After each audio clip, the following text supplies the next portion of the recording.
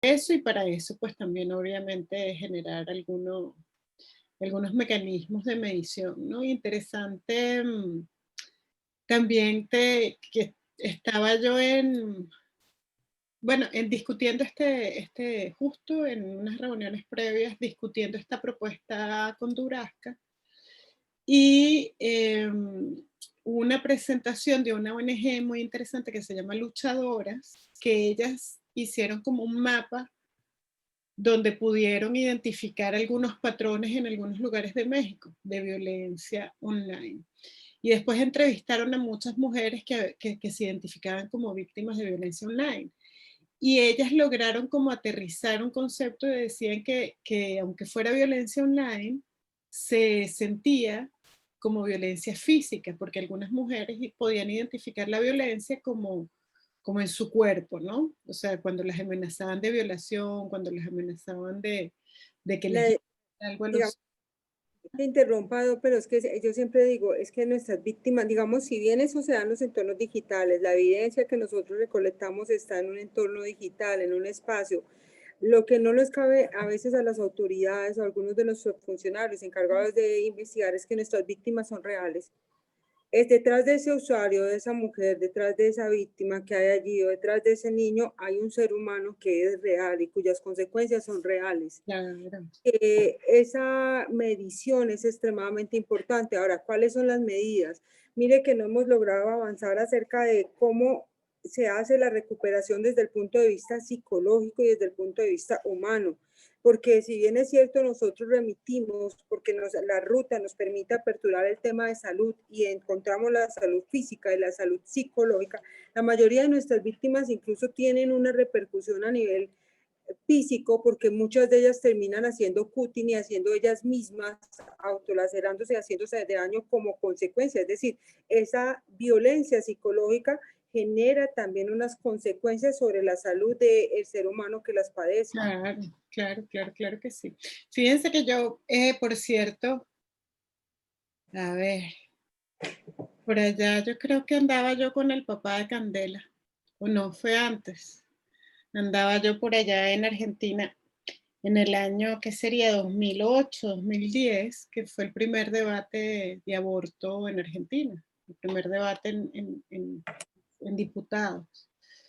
Y hice una presentación muy corta, básicamente planteando que la Convención Americana no prohíbe el aborto. La Convención Americana nunca ha sido interpretada como una Convención Americana de Protección del Derecho de la Vida, aunque dice en general desde el momento de su nacimiento, ese en general siempre ha sido interpretado como, las pocas veces que se interpretó, mejor dicho, fue interpretado como esa en general era porque permitía el aborto en muchos países donde ya era una práctica, y la pena de muerte. Entonces, claro, sobre todo la pena de muerte, que estaba pues muy articulada ya en los sistemas penales de algunos países centroamericanos y por supuesto en Estados Unidos. Entonces, ese en general permitía, entre otras cosas, bueno, afirmar que la convención no prohibía el aborto. Y esto sí ha debido ser, no sé si Candela te acordarás, es que tú eras chiquitica, ¿no? Que era en Argentina el primer debate de aborto que se dio en Argentina. Sería que en el Es 2010. que sí, pero me parece que en comisiones, porque recién el debate grande Claro, en no, en diputados fue en el comisión 2022. legislativa se dio, sí, eso sería Sí. 2010, que andabas tú por ahí cantando, no sé, chiquita todavía andaba yo Pero hubo muchos argumentos después cuando claro, se claro. debatió, digamos, en pleno. Sí, no, Muchos ya yo argumentos también estuve en pleno hace 2 años, pero la sí, primera vez, digamos, que se planteó legislativamente. pero de ambos lados de ambos lados de la vereda, digamos, de la calle, de las dos veredas, se trajeron argumentos del derecho internacional de los derechos humanos. Claro, De los dos puntos, digo, la Convención Americana estaba siendo interpretada de todas las maneras posibles. claro, Se en general citó que no mucho a Artavia incluye el aborto.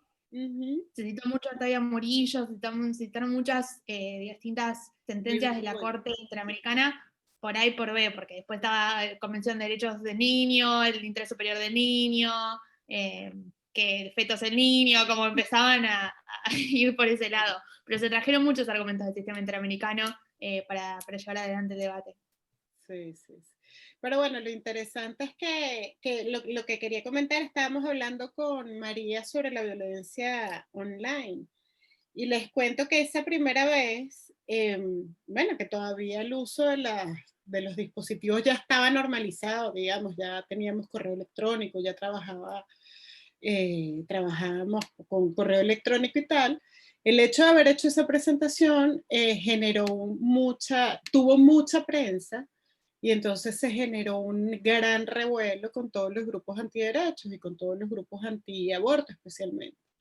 Y hicieron como una plataforma donde la gente se metía a la plataforma y esa plataforma reenviaba a mi correo personal un correo que en principio era un formato que utilizaban pues todas las personas que participaban en estos grupos, pero después en el formato la gente le agregaba cosas, ¿no? Descalificativo. ¿Perdón?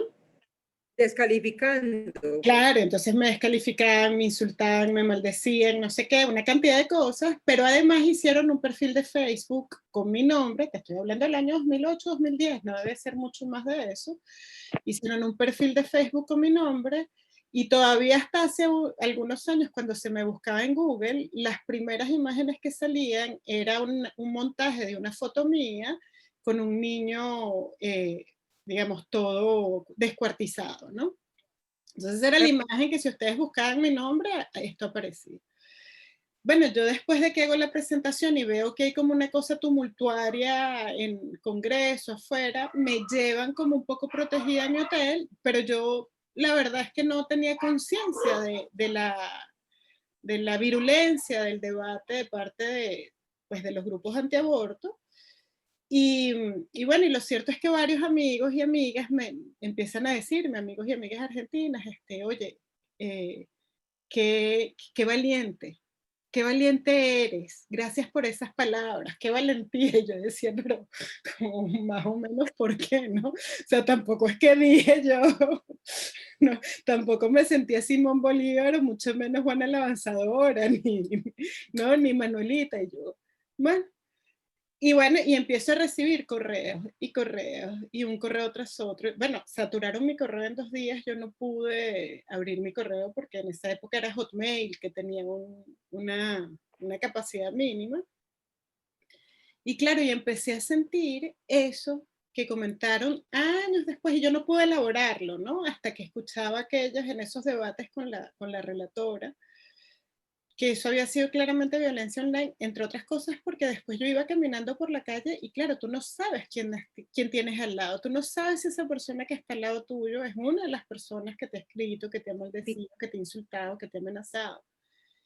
Con Entonces, la normativa que tenemos hoy en Argentina, eso lo estaríamos llamando violencia política. no, desde luego, desde luego. Hoy, pero como digo, en ese momento yo dije, bueno, era el costo de hablar del tema y nunca elaboré que eso, pues que yo había sido víctima de, no solo no lo elaboré, sino jamás me planteé, ¿no? Como, bueno, ejercer una acción o reivindicar mi nombre a través de las redes, como pidiendo que se bajaran las imágenes que se habían subido, que se cerrara el perfil de Facebook, porque además era un perfil que era algo así como Luz Patricia Mejía Asesina, ¿no? Entonces, bueno, remitían a mi perfil de Facebook Pero bueno, fue una experiencia que pasa como pasa la violencia contra las mujeres cuando es sutil, ¿no? Que pasaron muchos años antes de que yo pudiera elaborar, claro, en el ejercicio de mi libertad de expresión, en el ejercicio de mi condición Hola, buenas tardes. hola, Mary, como comisionada, en el ejercicio también por supuesto, de mi labor política como comisionada, porque además era la relatora por Argentina, pues yo fui brutalmente agredida, ¿no? Y pasó mucho tiempo donde yo, bueno, de hecho me abrí otro correo electrónico y bueno, la gente me buscaba por internet y como les digo, la imagen que apareciera yo la asesina, el niño descuartizado. Y bueno, yo fui mucho más, de la misma manera 10 años después, en las sesiones del Congreso, yo fui mucho más clara respecto de ya no era que la convención no lo prohibía, sino que casi que era un mandato convencional la garantía, el aborto como una garantía del derecho a la vida y la integridad de las mujeres, ¿no? 10 años después, o sea, mi discurso va cambiando hasta que se pone más radical, y con la diferencia de que ya no hay esa reacción virulenta, violenta, agresiva en contra mía. Por el contrario, yo me sentía como Fito Páez, ¿no? Porque caminaba por las calles sintiendo que el movimiento, la ola verde iba, ¿no? Acompañando mi discurso, y yo, ¡ay, qué emoción! Pero sí, sí, fue muy violento, y me costó mucho comprender que todo ese proceso había sido un proceso de violencia política y por supuesto de violencia online. Entonces, bueno, se los comento ahí para que vean cómo hemos evolucionado también, ¿no? Porque claro, yo lo contaba cuando estaba allá, pues ver la evolución del 2010 al 2019 fueron los debates, 18. 18. 18. Sí, eran 8 años bueno, que cambió del cielo a la tierra, pues, ¿no? De aquella invitación que me hacían Católicas por el Derecho a Decidir en 2010, 2008, no recuerdo. Sí, pero son Bueno, marcadores ¿ah? importantes, Vamos simplemente eso. Creo que a continuar hoy eh, con varias cosas, ¿no? Lo primero es que recibimos ya los 16 trabajos, creo, bueno, creemos, las profes Isabel y Mireidis y yo, que todo el mundo entregó el trabajo. Si alguien no lo pudo entregar, si alguien no lo pudo hacer, si hubo algún problema, etcétera, etcétera, no duden en contactarnos. Pero recibimos 16 trabajos, que eran 16 grupos, y tenemos la expectativa, la felicidad de que, bueno, de que todas participaron. Así que muy bien, muy felices con eso. Lo segundo es que algunos de esos trabajos, y vamos a tomarnos unos minutos de esta clase para conversarlos, fueron bastante descriptivos. Entonces hicieron como el análisis era más, digamos, país lo que tiene, país lo que tiene, país lo que tiene. Y un poco lo que queríamos en la propuesta era que no solo hiciéramos el comparativo de qué tenía cada uno, sino que también pudiéramos ver cuál es la tendencia de ese tema que habían analizado en la región, y un poco cuál era un análisis que fuera más allá de lo descriptivo, sino que nos permitiera decir, bueno, todavía algunos países tienen obstáculos para esto o para lo otro, ¿no?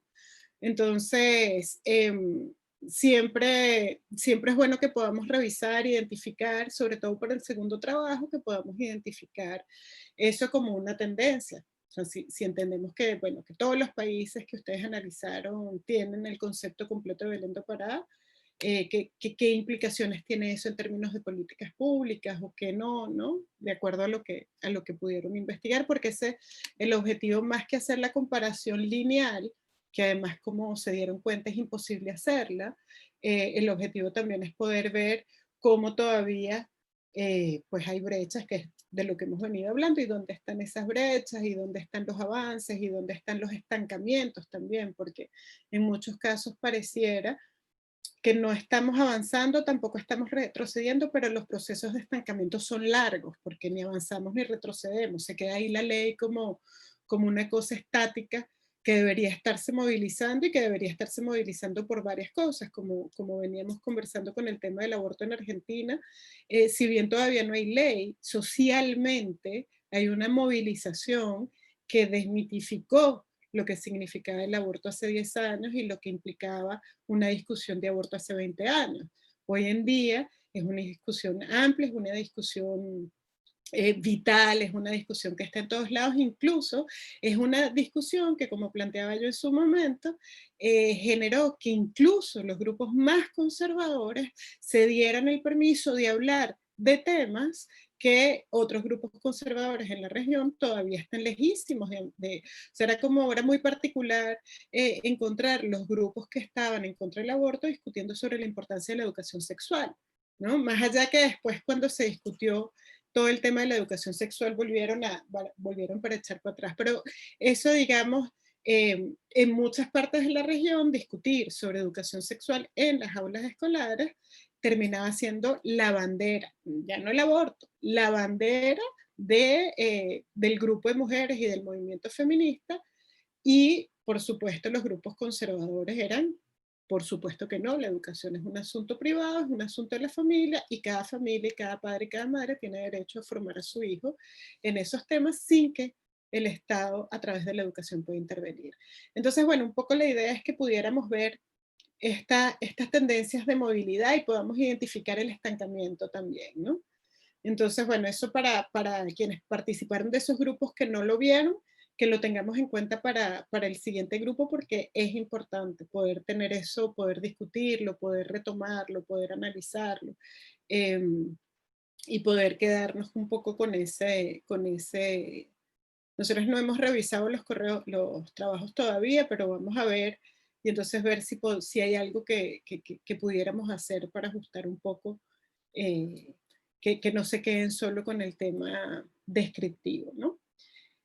Eso por un lado. Por otro lado, entiendo que parte del debate en los foros fueron bastante ricos, bastante interesantes ver cómo levantar una tasa de algo que parecería obvio, en tanto la violencia sexual es una de las violencias que claramente está mayormente manifestada por un lado y en, en mayor medida también con un claro subregistro. Queríamos como que se diera el debate que efectivamente entendemos que se dio en los foros, eh, planteando esas dificultades de, bueno, a la final no ha sido tan fácil conseguir cuál es esa tasa de violencia sexual, cómo están, ¿no? Entonces voy a abrir el micrófono un poquito para que me cuenten qué consiguieron, comentarios sobre lo que encontraron, y vamos a retomar después un poquito de acceso a la justicia, que quiero mostrarles otra herramienta que tienen en, en los materiales que hemos entregado para que lo manejen, lo utilicen, lo conozcan, lo aprovechen. Y después nos vamos para las estadísticas en los últimos minutos de las clases, que ya vimos algunas estadísticas, y ese, digamos, el trabajo que hicimos la semana pasada era el abrebocas para darnos cuenta, eh, la complejidad de buscar una estadística, de buscar un indicador de resultado, lo complejo eh, de esta información, y sobre todo la falta de transparencia sobre una información que debería estar al alcance de la mano, ¿no? Entonces, bueno, abrimos los micrófonos, tenemos a Camila pidiendo Hola. la palabra. ¿Dónde estás, Camila? No te veo. Ah, ya te veo. Sí, Camila. Sí, Camila de Perú, ¿cierto? de Chile. Chile. Ah, Sí. Perdón, ¿toca pedir la palabra sí, por favor, en en el chat? Vale. ¿saben cómo pedir la palabra? Levantamos la mano en el No tengo la loguito. opción de levantar Sí, la le dan donde están todos los cuadritos en la esquina superior derecha, y ahí aparecen todas las cajitas con las caras nuestras, y ahí aparece participantes. Le dan clic a participantes, y en participantes ustedes tienen la opción de de levantar la mano. No la veo. Bueno, si no, después quien dice no la veo, porque es que yo no, si no lo veo aquí, no las veo a todas en la misma pantalla. Entonces tiene que decir Angélica quiere la palabra, pero ahorita mismo la tiene Camila, Mary y Angélica. Vale. Gracias, Luz. Si quería hacer un comentario sobre lo primero a lo que hacía referencia sobre educación sexual, y era contarles, en verdad, que en Chile hace muy poquitos se rechazó perdón. Se rechazó educación sexual, un proyecto que habían presentado, y la discusión fue muy brutal. Hay una derecha muy cavernaria aquí en Chile, no pudimos avanzar, ganamos en los votos, pero por la Constitución del 80, que vamos a poder cambiar ahora, no pudimos seguir avanzando. Un rato, aplausos. Esa Constitución. Era una buena noticia y una mala noticia. ¡En Chile! ¡Bravo! Bueno, la buena noticia es que la vamos a poder cambiar, la mala es que precisamente por la Constitución no hemos podido avanzar en temas como educación sexual, y como les decía, hace una semana y media se rechazó un proyecto en esta materia, De hecho, hay una entrevista de Luz del 2018 donde decía que es paradojal el caso de Chile porque es como que se tilda de desarrollado, pero llega a la fila en los derechos de las mujeres, y en este caso se expresa muy, muy claramente esa situación. Y la defensa de los grupos conservadores es el derecho de los padres y madres a educar a sus hijos, se resguardan en la ideología de género. O sea, las discusiones además en la región son bien similares en ese sentido, y los grupos conservadores usan más o menos los mismos argumentos, y en Chile bien potenciados por la Constitución, bien avalados en ella, porque la Constitución actual establece una libertad de enseñanza que se entiende como el derecho de vender y comprar, y los dueños de los colegios tienen más derecho que los niños y niñas. Entonces, en este caso, se entiende también que cómo el Estado va a imponer que hayan ciertos criterios mínimos o principios sobre educación sexual integral, si el derecho es de los padres y madres o el derecho es de los sostenedores. O sea, nunca hay derecho de los niños y niñas. Entonces quería poner el ejemplo que, como digo, es un caso reciente de rechazo de una ley que además la idea de la educación sexual integral es entender la sexualidad más allá del coito, que otra discusión que la derecha más conservadora tiene muy pegada en la cabeza, y además promover una educación libre de estereotipos, que es fundamental para cumplir la convención. Entonces, bueno, estamos bien atrasados todavía en ese sentido, pero espero que la votación que tuvimos el fin de semana, que fue bien arrolladora, de casi 80% a favor de una nueva constitución, implica también avanzar en cada uno de estos temas. Así es, esperemos que sí. Mila, a ver, ya va, esto me cambió, era Mila y Angélica, y después está Antonella, María, Cristel. ¿Cristel? Así, Cristel, sí. Mary, ¿no? Ajá. Ajá, entonces, ¿Voy yo?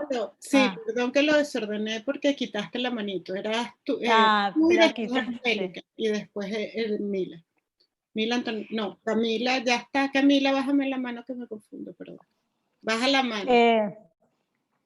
Bueno, a mí lo que me pasó, tratando de buscar estadísticas, me frustré bastante, es que fue muy difícil, no sé qué les pasó a mis compañeras de Argentina, por ahí no, y encontrar estadísticas actualizadas sobre violencia sexual, porque lo que encontré fue las estadísticas del INDEC, que el informe que yo encontré era hasta 2018, donde está como, si bien hay un momento y una parte que habla de violencia sexual, están todos los tipos de violencia, tanto las que fueron denunciadas como las que no. Ahí pude encontrar cuánto hubo intervención de otros organismos administrativos o de salud, pero no hubo o no había como un desarrollo como más puntualizado respecto de la violencia sexual, la edad de las víctimas, el porcentaje de judicialización de eso o no. Y por otro lado, encontré, dentro de donde yo trabajo, la Procuración... Ay, siento un ruido que se me... No soy yo, pero no sé un ruido. De la Procuración... Tienen el micrófono abierto, revisen por favor sus micrófonos para que no... Manuela, aparece el micrófono de Manuela, creo que está abierto. No, Manuela lo tiene cerrado. Manuela Arango lo tiene cerrado. No sé si hay otra Manuela que no aquí. Bueno, ya todas lo tienen cerrado. Ya. Mira. Y después, dentro de la Procuración General de la Provincia de Buenos Aires, que bueno, es esto que tiene Argentina por ser un país, un sistema federal, lo que encontré dentro del Registro Único de Violencia Familiar fue un análisis, pero el análisis que realizan en realidad es solo de los procesos de denuncia, o sea, de los procesos judiciales iniciados, y el análisis está más enfocado a, si bien evaluar la calidad de la investigación, las formas de finalización de esos procesos judiciales, la cantidad de procesos judiciales que se archivan o que se elevan a juicio, y si se elevan a juicio, la cantidad de condenas o la cantidad de absoluciones. Entonces está enfocado ahí dentro del análisis con otros tipos de violencia, ¿no? En un segmento ponen la violencia familiar, pero no encontré un análisis que fuera integrador entre salud actual, entre salud, por ejemplo, educación, justicia, porque hay un montón de situaciones que a veces no pasan por el sistema de salud, sobre todo en el caso de niños, víctimas o niñas víctimas de abuso sexual, y se devela en la escuela, y a partir de ahí, digo, no hay, o no encontré yo, ninguna estadística o ninguna encuesta como integradora y abarcativa de diferentes instituciones. Gracias, Mary. Sí, vamos a ver qué nos cuentan las otras compañeras. Angélica. Sí, hola, buenas tardes. Bueno, en mi caso particular, pues me encontré bastante sorprendida porque, o sea, no hay datos en Colombia claros que permitan identificar que haya un seguimiento, ¿no?, a las diferentes formas de violencia. Las cifras son englobadas, pero demasiado actualizadas. Yo tengo, bueno, algunas amigas que trabajan pues con la fiscalía, tengo un hermano que trabaja con bienestar familiar y nadie tiene información articulada ni tampoco actualizada. Por ejemplo, en el caso de la fiscalía, yo le pedía a una amiga que si ellos tenían fácil acceso por ejemplo, a la cantidad de procesos o de denuncias, a la cantidad, aquí tengo unas pequeñas fierillas, a la cantidad de denuncias que se instalan, que se radican, pero por ejemplo me decía la amiga con la que hablaba, me decía, no, es que nosotros solamente recopilamos denuncias de un solo tema. Si necesitas, por ejemplo, de violencia, entonces tiene que ser solamente con la fiscalía que corresponde a violencia, o sea que ni siquiera en la misma fiscalía tienen acceso a la cantidad de denuncias generales. O sea, yo le decía, pero deben tener ustedes algún centro donde toda la información llegue y permita identificar que hay X cantidad de denuncias en la fiscalía, tantas por violencia sexual, tantas por violencia intrafamiliar, no existe eso aquí en Colombia. Sí. Entonces, cuando vamos a ver las cifras de algunos informes de años, más o menos conseguí como hasta el 2000, algunas informes del 2018, pero tienen en síntesis identificadas solamente cifras del año 2017, de 2015, o sea, muy diseccionada la información. Y no es posible establecer, o sea, los indicadores es imposible. Según eso, aquí en Colombia establecer indicadores es imposible. Yo considero que pues a las autoridades de pronto no les conviene, ¿no? Porque como acá en Colombia normalmente dicen que todo está bien y que cumplimos con toda la normatividad, o sea, normas sí tenemos para todos los usos. Pero desafortunadamente cuando vamos a la práctica, esta normatividad no se pone, o sea, no es efectiva, ¿no? Para en la observancia de los derechos de las mujeres. Definitivamente no. Vamos a tratar de acortar el comentario, perdón que te interrumpa, Lucero, porque tengo varias compañeras acá. Yo dejaría así, o sea, en síntesis, difícil conseguir la información, la que logré pues así recopilar, no permitió, por ejemplo, hacer el análisis de progreso, es bien complicado, y el de resultados pues con mayor razón en ese sentido. Mila, Antonella, María, Cristel y Manuela. Y es la última Manuela para seguir para caer en el análisis. Ajá. Bueno, coincido con Mary, fue muy difícil conseguir información, la información está toda entrecruzada, creo que lo más, en realidad busqué en el indicador, en el index, en el sistema de indicadores, estoy hablando de Argentina, perdón, también busqué en la línea 144, que a partir de este año publica detalladamente todo el tipo, digamos, con indicadores muy precisos respecto a las denuncias que vienen recibiendo y las clasifica, pero no hay un aporte, digamos, que tenga una unificación de información. lo más completo, pero que a su vez en el marco de esa completud del informe habla de las cifras negras y de la desagregación de la información, es el documento elaborado por UFEM, que es la unidad fiscal, que habla de, digamos, dentro de todos los subregistros que hay, el registro, digamos, que mayor, digamos, completud tiene en términos de territorio, pero que a su vez tiene grandes sesgos, es el sistema de estadísticas criminal que depende del Ministerio de Seguridad de la Nación, pero que a su vez esos son registros policiales. Por lo tanto, los últimos años que ellos anualmente sacan estos registros no están desagregados por sexo ni género, y a su vez tampoco incorporan las denuncias que ingresan a los ámbitos judiciales, como la Oficina de Violencia Doméstica de la Corte, como a todas las jurisdicciones, digamos, judiciales, tanto provinciales como nacionales. Por lo tanto, también tiene un sesgo. Pero bueno, según ese registro, la tasa anual de víctimas en violaciones sexuales, que es lo más sostenible en términos de denuncia, es de un 9,6% cada 100.000 habitantes. Pero estamos hablando que ese indicador no nos estaría dando absolutamente ningún tipo de información cabal, porque desagrega por fuera absolutamente todas las instituciones judiciales que a su vez también reciben denuncias. Así que, bueno, aportamos a esto, ¿no? A la falta de registro unificado y de datos oficiales para poder elaborar una política acorde. Gracias, Mila. La siguiente, porfa, Antonella. Bueno, básicamente agregar a lo que decían las compañeras Mary y Mila, porque también recabé esos datos, ¿no? Lo de la UFEM, y particularmente sumé lo de las líneas 144 y lo de la OBD, que también realiza justamente la función es acercar, intentar garantizar el acceso a la justicia de esas mujeres que consultan. Y bueno, de los 1.029 casos que registraron durante el segundo trimestre del 2020, un 10% fueron de consultas por violencia sexual.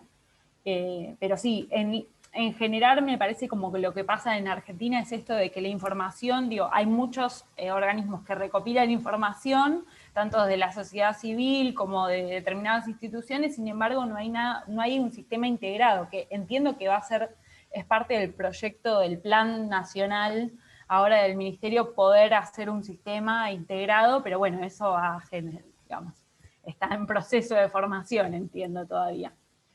Eso. La siguiente. Estoy aquí también mientras las escucho buscando la encuesta de Argentina de 2018, porque creo que en la encuesta de Argentina de 2018 hay una cifra sobre violencia sexual. Denme un minutico. No sé si la siguiente soy yo, María, de Colombia. María. Ah, perdón. A ver, no. Antes que tú, María. Perdón, por eso digo las... Ah, es que Mila no me ha bajado la mano, ni Antonella tampoco. Sí. No, sí, María Cristel. Gracias. No, para indicar, y excúsenme que les diga, de pronto con un poquito de conocimiento de causa, porque pues laboro en la Fiscalía General de la Nación, soy fiscal y hasta hace poco era una de las fiscales líderes en la temática de violencia sexual a nivel nacional, y por lo tanto el tema de estadística fue un tema prioritario para nosotros que se maneja desde la Dirección de Políticas Públicas de la Fiscalía General de la Nación. Hoy por hoy tenemos articulados sistemas de inteligencia artificial para hacer análisis de información, lo que nos permite hacer la transversalidad en el contexto, y además mensualmente tenemos una estadística actualizada de las noticias criminales por los delitos, y entre otras porque dentro del plan estratégico de la Fiscalía General de la Nación, uno de los criterios de priorización es el tema de las violencias contra las mujeres, niños, niñas y adolescentes. Creo que es un avance. ¿Cuál es la gran falla que tenemos nosotros? Es la falta de articulación entre las entidades. Es importante e indispensable para hacer investigaciones de contexto, para lograr establecimientos de derecho, conocer qué pasa en el sector salud, en educación, y hacer seguimiento, porque no solamente es sobre la remisión, sino qué tan efectivo es esto. Yo creo que hace clases que te comentaba, y de pronto si algunas vieron la grabación, acerca de cómo hicimos en Medellín para lograr un proceso de articulación entre las entidades para generar información, porque a veces no es solamente el obtener la información, sino el uso que nosotros damos de la información o para qué la utilizamos.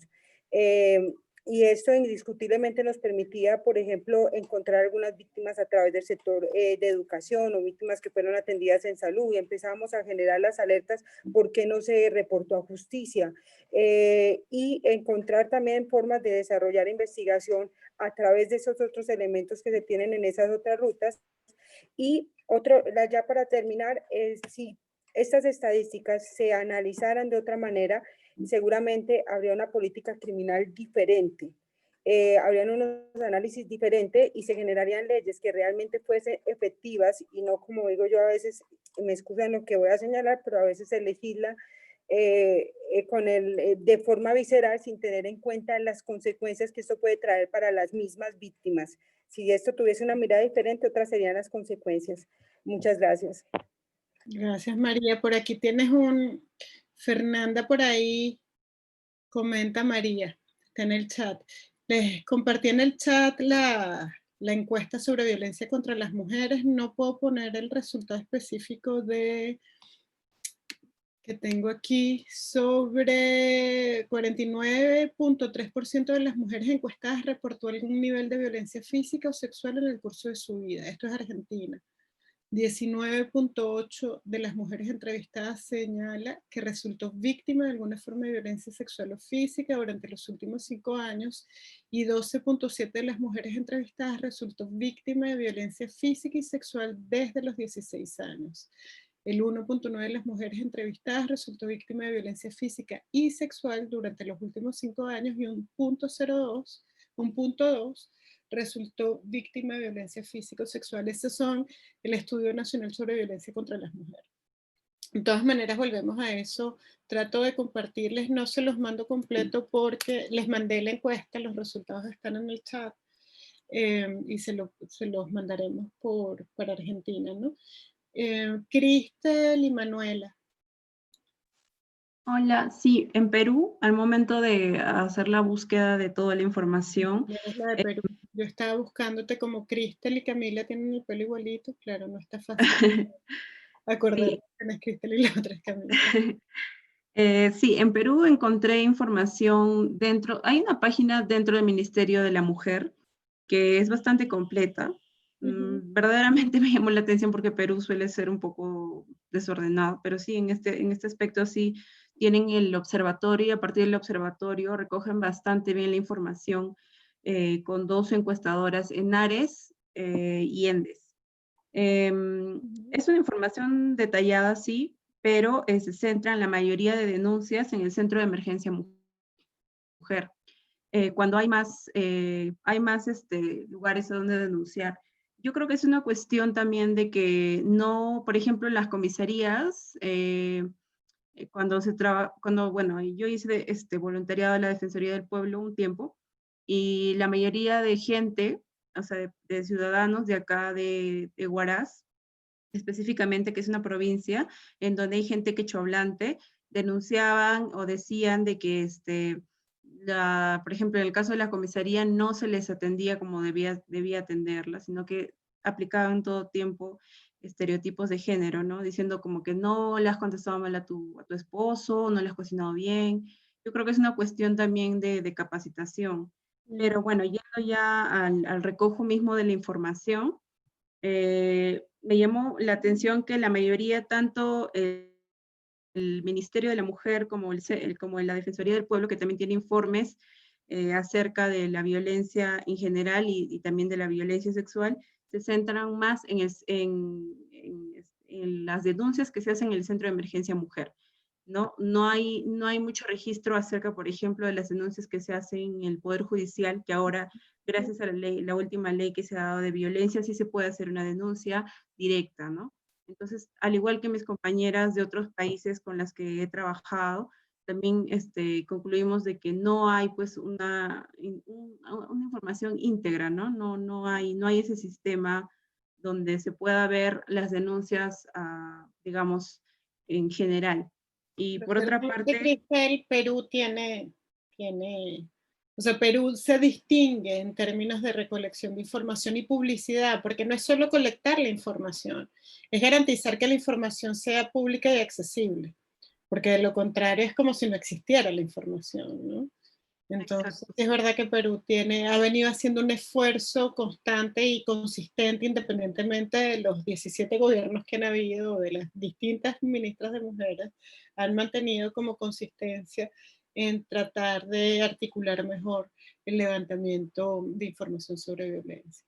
Sí, es cierto. Y además no solamente, por ejemplo, se encarga el ministerio, en este caso de la mujer, bueno, el Ministerio de Salud más o menos, porque por ejemplo en violencia sexual recién, ¿no? Sí están impulsando, pero también, por ejemplo, digamos, las ONGs como es Promsex, promueve bastante la difusión de derechos, ¿no? Entonces eso es importante. Perú por ahí sí va bien. Tenemos Gracias. a Manuela y cierro con Candela y ya cerramos aquí para Manuela, ¿dónde? Sí, acá estoy. Ahí está. Buenas tardes a todas. Bájenme la mano porque si no me aparece la lista, que todos están todavía pidiendo la mano.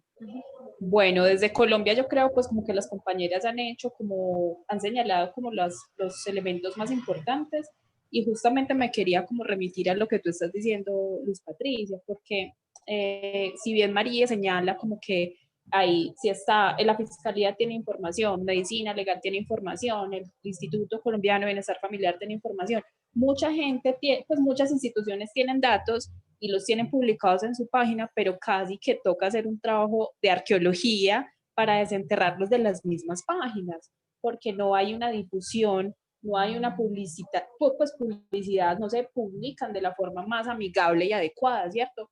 Además, los lenguajes hasta terminan siendo diferentes entre las mismas dependencias de un mismo ministerio, entonces creo que es muy importante señalar eso, que no solamente es importante el indicador, sino también la forma en la que el indicador se transmite y de la forma en la que se accede.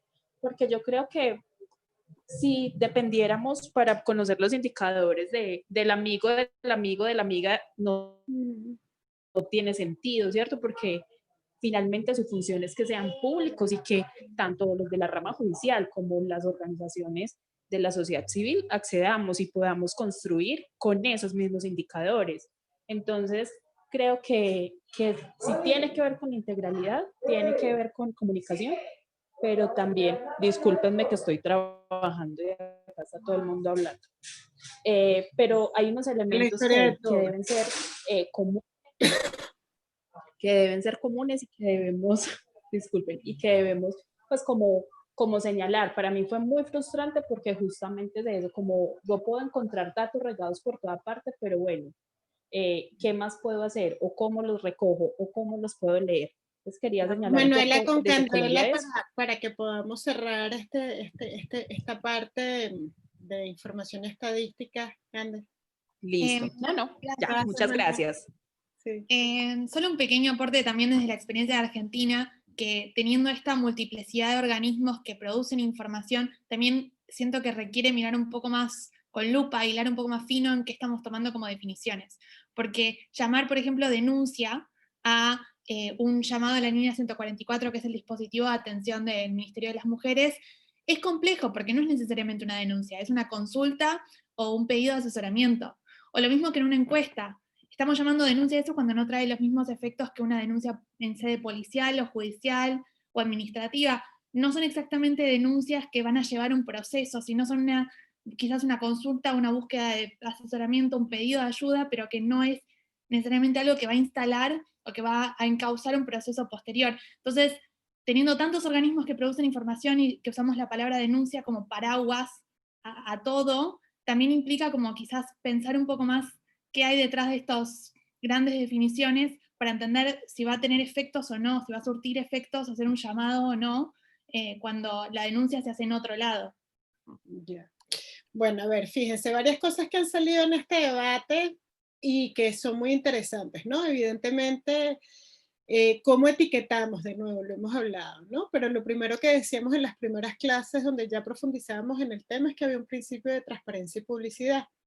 y un poco el ejercicio era darnos cuenta que este principio de transparencia y publicidad es bastante poco explorado, por llamarlo de alguna manera. No exigimos transparencia ni publicidad y los órganos tampoco generan, no es que no generen información, encontramos que tenemos información que se genera en varios y diferentes órganos del Estado, pero esa información no es clara, no es accesible, no está ubicada todo en un lugar que nos pueda permitir lo que nos decía Manuela, no solo a los operadores y las operadoras de justicia, sino también a las organizaciones y a las propias mujeres poder identificar, bueno, qué data, ¿no? Y eso que decíamos, la importancia de la participación de la sociedad civil como ese actor social o que puede medir y que puede evaluar y que puede monitorear, cómo monitoreamos, cómo sabemos, cómo con precisión utilizamos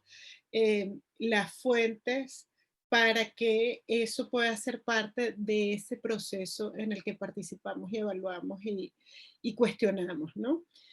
Como si nos estamos planteando la posibilidad de litigar estratégicamente, también utilizamos las herramientas de la transparencia y la publicidad para cuestionar la limitación de acceso a la información pública, la limitación de producción de información, la complejidad de poder interpretar los datos que se están produciendo para afuera. Pero esto no solo para los operadores y las operadoras del sistema de administración de justicia, ese sistema amplio del que hablábamos también, sino imagínense para lo que hemos estado llamando como la política criminal que debería abordar todo lo que tiene que ver con los delitos de violencia.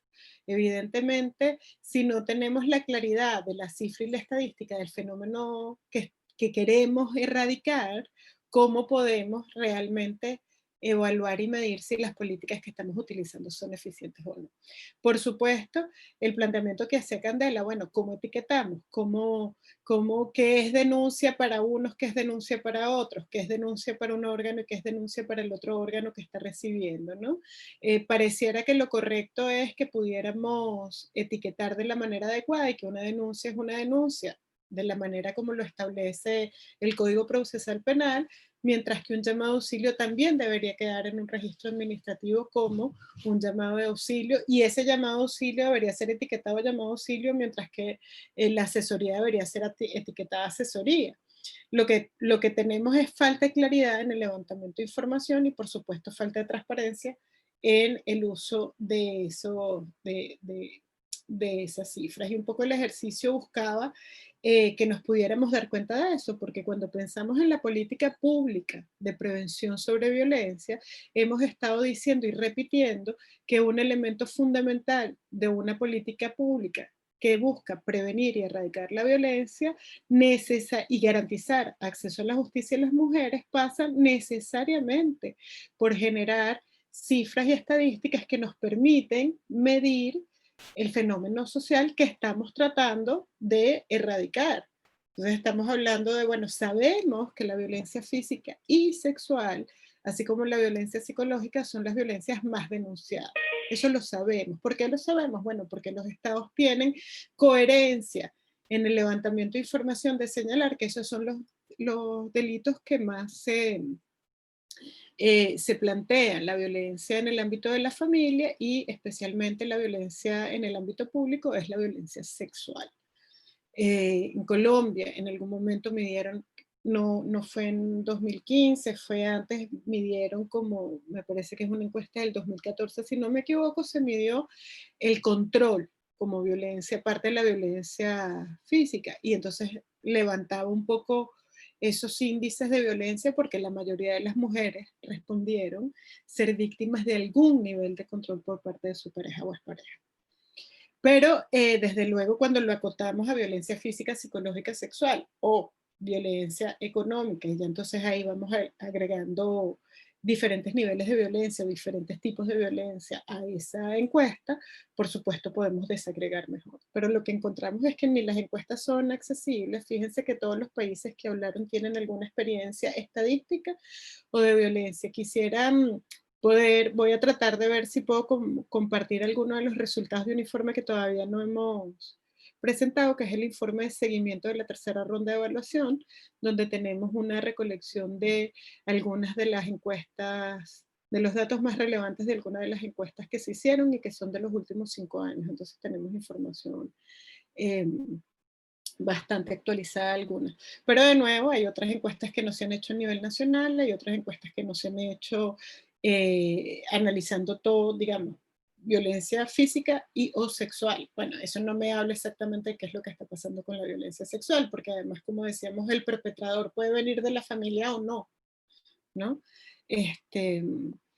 Entonces, bueno, eso quería comentarles. En el caso de Colombia había la sala situacional de mujeres, me parece que María nos hablaba de ella, también aporta o trata, hace un ejercicio que es como que trata de colectar la información y juntarla y tratar de analizarla conjuntamente, pero lo último que tenemos es de cifras, me parece que es de 2016, 2017. Bueno, eso por un lado. Fíjate, aquí me cuenta Fernanda que en Colombia se hizo una encuesta de violencia sexual en el 2018, donde participaron 5.218 personas entre 18 y 24, y el índice de mujeres que reportó violencia sexual fue de 18%. Claro, si se amplía el grupo etario, por supuesto es mayor. Si se disminuye, si a la de 18 se le pregunta por qué no podemos hacer encuestas para menores de 15, me parece que es el estándar internacional, pero si a la de 16 le preguntamos si fue víctima de violencia a lo largo de su vida, entonces pudiéramos tener ahí una data más completa.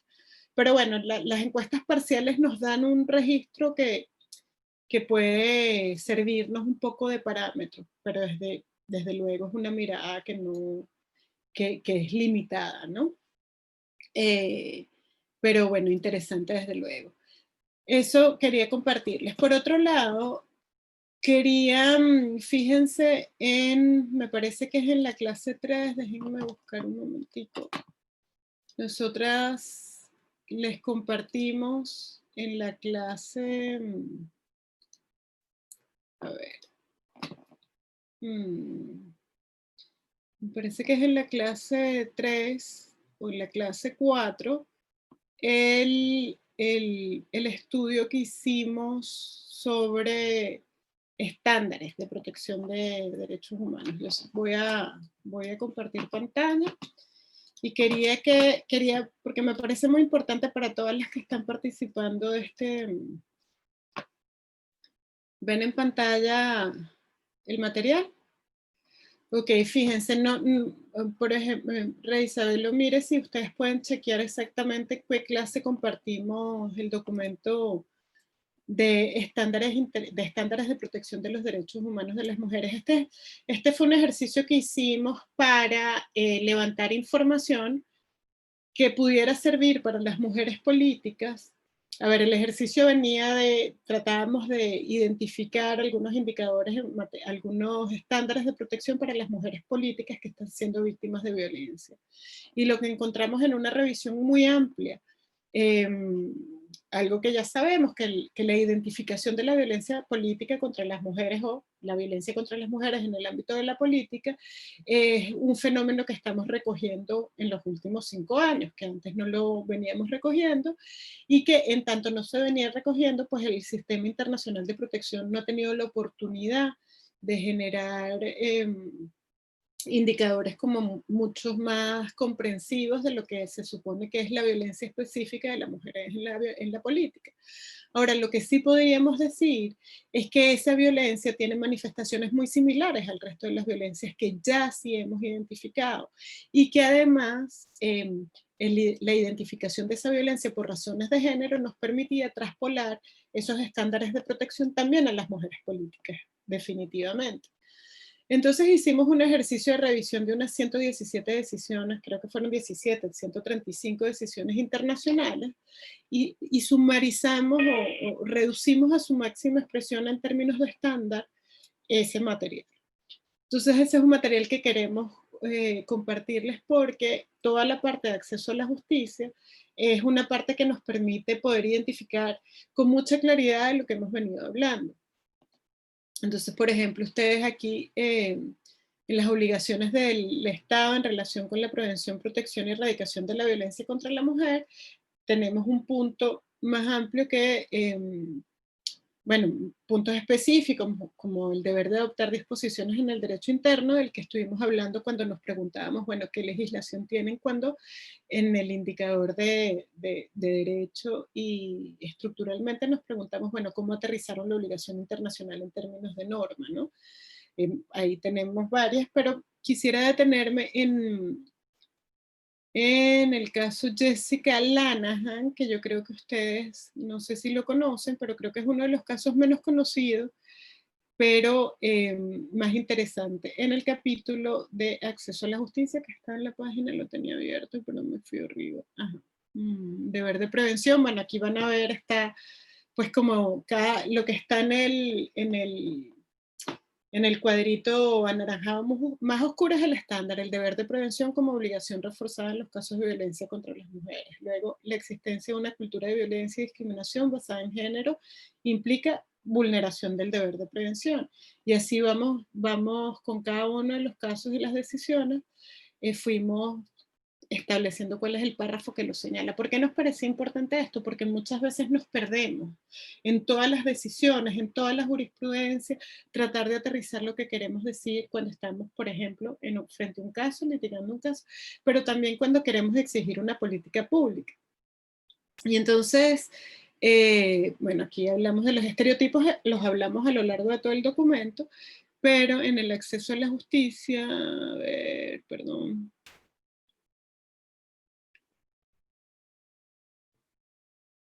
aquí está Jessica Lanahan, no, pero más adelante. Que habla del principio de diligencia de vida. Aquí debe estar. A ver. Bueno, van viendo que aquí están los 4 principios esenciales del deber de debida diligencia. Me parece que este caso, además que tuve la oportunidad de trabajar cuando era comisionada, en ese momento recogíamos en esta decisión, que es una decisión poco conocida porque el caso Jessica Lanahan es contra Estados Unidos, entonces realmente no, y no es un caso de la Corte, es una decisión de fondo de la Comisión, porque como saben, Estados Unidos no forma parte de la Convención Americana. Entonces desarrollamos estos 4 principios desde la Declaración Universal, no es de la Declaración, no es de la Convención Americana, ni tampoco desde la Convención de Belén do Pará, porque Estados Unidos tampoco es parte de la Convención de Belén do Pará. Sin embargo, el ejercicio que hicimos fueron traer los estándares que ya habíamos desarrollado de alguna manera en la Convención Americana respecto al derecho al acceso a la justicia, y construimos también desde la perspectiva de que ya está desarrollada. Yo también tengo perros, es imposible no comprender lo que vivimos todos cuando la casa se convirtió en el espacio de trabajo, de estudio y de cuidado. Entonces decíamos, nos trajimos aquellos, digamos, esos estándares de la Convención Americana, sobre todo los estándares de la Convención en cuanto a acceso a la justicia y recursos efectivos, y desarrollamos estos 4 estándares que están aquí, que me parece que condensan de una manera muy clara lo que ha sido también, y en lo que ha seguido desarrollándose como los principios esenciales del deber de debida diligencia. Entonces, aquí decimos, los órganos incurren en responsabilidad internacional por no actuar con debida diligencia para prevenir, investigar y sancionar la violencia. Y es un deber aplicable a actos también particulares. Y eso fue como un cambio relevante, porque en el caso Jessica Lanahan, para aquellas quienes lo conozcan, quienes no lo conozcan, es el caso de una madre víctima de violencia que pide una medida cautelar. La medida cautelar es otorgada y se le otorga una medida de distanciamiento del padre, de ella, pero no de las niñas. El padre sigue teniendo acceso a las niñas, y en uno de los días que le correspondía el derecho de visita para las niñas, busca 3 niñas, se las lleva, y tenía que entregarlas a cierta hora, y pasa la hora y el padre no llega. La madre empieza a estar preocupada porque el padre no llega con las niñas, y empieza a llamar a la policía, y la policía en Estados Unidos le dice, bueno, que espere un momentico, que hay que esperar 24 horas, etcétera, etcétera. Lo cierto es que este hombre, después de que a las 24 horas ella desesperada llama muchísimas veces al 911 reportando que las niñas no han aparecido, 24 horas después, el padre aparece en un enfrentamiento policial frente a una comisaría donde aparece disparando la comisaría en una vagoneta, las niñas adentro de la vagoneta, y lo que ocurre es que, bueno, todos mueren, el hombre y las niñas. Nunca fue investigada si las niñas mueren producto del intercambio de disparos o si mueren porque el padre ya las había asesinado. Lo cierto es que la manera como el padre se aproxima claramente era un mecanismo de violencia hacia la madre y desde luego incorporaba la decisión de asesinar a las niñas también, las niñas víctimas de femicidio. Entonces, bueno, ahí se analizó el tema del particular. Y en el segundo, que desarrolla todo el tema de lo que supone la discriminación como lo que hace la violencia en términos de discriminación y cómo los estados deben tomar medidas necesarias para modificar los patrones sociales.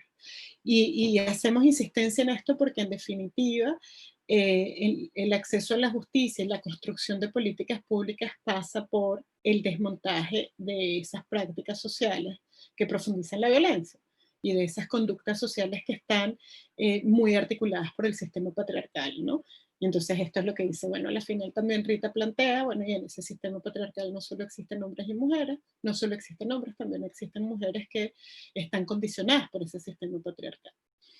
Luego destaca el vínculo entre el deber de actuar con la debida diligencia y la obligación de los estados de garantizar acceso a recursos judiciales adecuados y efectivos, y entonces ahí pone un deber de debida diligencia vinculado con recursos efectivos y recursos judiciales efectivos.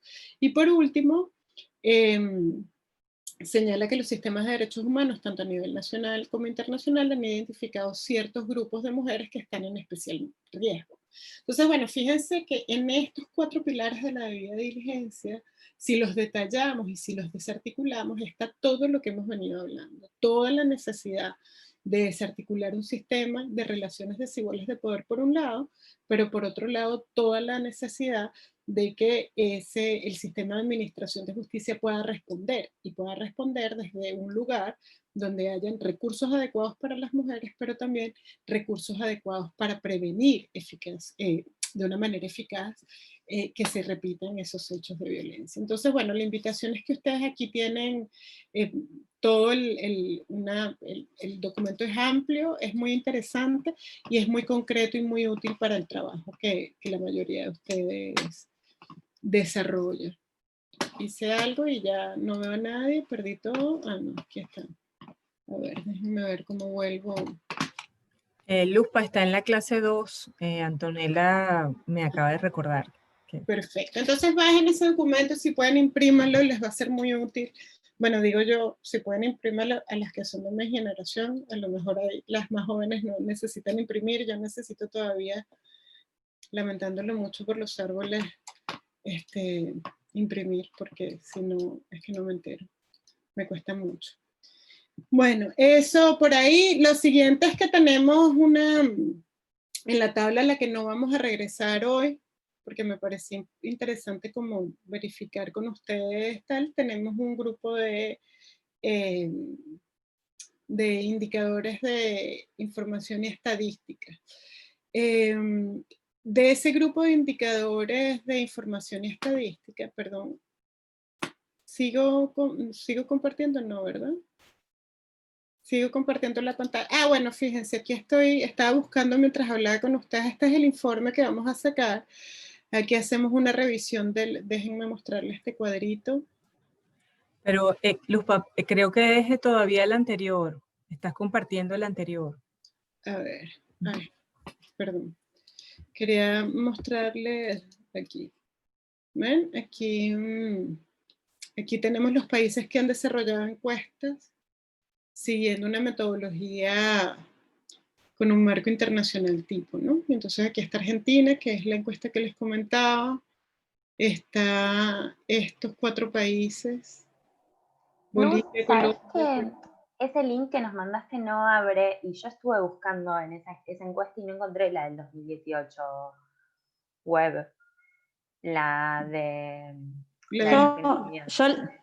Yo la tengo a la encuesta de Argentina porque la pusimos en el trabajo. Si quieren después la paso, la del 2018. Esa que vos pusiste. La forma para entrar es sacándole el último punto que dice PDF. Si le sacás el último punto, entra. Aquí está, míralo. Aquí lo vuelvo a... No hice mucho, solo reload, pero la vuelvo a pegar en el chat. Si pudiera volver con ustedes a... No sé cómo... Igual ahí ya la compartieron, ¿eh? Ya la compartieron. Ah, perfecto. Bueno, entonces les decía, sin volver a nuestra tabla dorada de indicadores que nadie cumple o que cumple muy poco, quería que revisaran los indicadores que tenemos ahí sobre información y estadística y que hiciéramos un ejercicio muy rápido de revisar. Ahí les voy a compartir este cuadrito que les estaba mostrando antes.